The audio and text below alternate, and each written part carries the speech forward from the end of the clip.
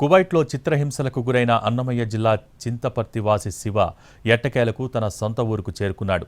బతుకు తెరువు కోసం గొర్రెల కాపరిగా కువైట్ వెళ్లి యజమాని చేతిలో చిత్రహింసలకు గురైన శివ స్వగ్రామం చేరుకోవడంతో కుటుంబ సభ్యులు, బంధుమిత్రులు సంతోషం వ్యక్తం చేస్తున్నారు.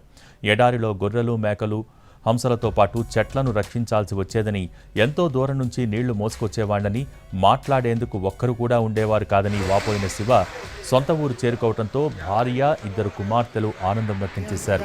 కువైట్ ఎడారిలో ఎండకు తాళలేకపోయేవాణ్ణని, సరైన ఆహారం, తాగునీరు అందక సమయానికి నిద్రలేక ఆత్మహత్యే శరణ్యమని కన్నీళ్ల పర్యంతమైన శివ కొన్ని రోజుల వ్యవధిలోనే స్వదేశం చేరుకోవడంతో బంధుమిత్రులు సంతోషం వ్యక్తం చేస్తున్నారు.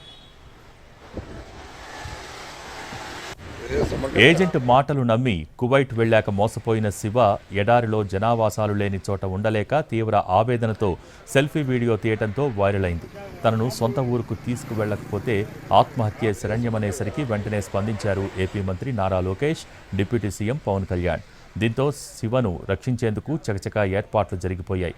లోకేష్, పవన్, పీలేరు ఎమ్మెల్యే కిషోర్ కుమార్ రెడ్డి, కువైట్లో ఇండియన్ ఎంబసీ అధికారులు, ఎన్ఆర్ఐ టీడీపీ టీం చొరవతో తాను క్షేమంగా స్వదేశానికి చేరుకున్నానని అన్నాడు చింతపర్తి వాసి శివ.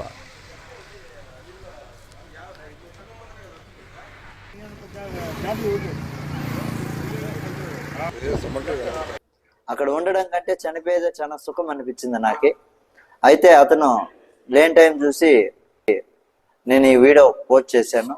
దానికి ప్రతి ఒక్కరు కూడా వైరల్ చేశారు. దాంట్లో మన నారా లోకేష్ బాబు గారు, పవన్ కళ్యాణ్ గారు, మన పీలేరు నియోజకవర్గం ఎమ్మెల్యే గారు, వీళ్ళందరూ, మన చింతపర్తి గ్రామం మా సర్పంచ్ సార్ గారు, వీళ్ళందరూ కలిసి సహకరించి ఈ విధంగా నన్ను కువైట్ నుంచి ఇంటికి తీసుకొచ్చారు. అదేవిధంగా మన టీడీపీ అధ్యక్షులు కువైట్లో కూడా ఉన్నారు సార్. వాళ్ళు కూడా చాలా గొప్పగా సాయం చేసి అక్కడి నుంచి నన్ను ఎడారి నుంచి తీసుకొచ్చారు. ఎంబసీ వాళ్ళ కాడికి వదిలారు.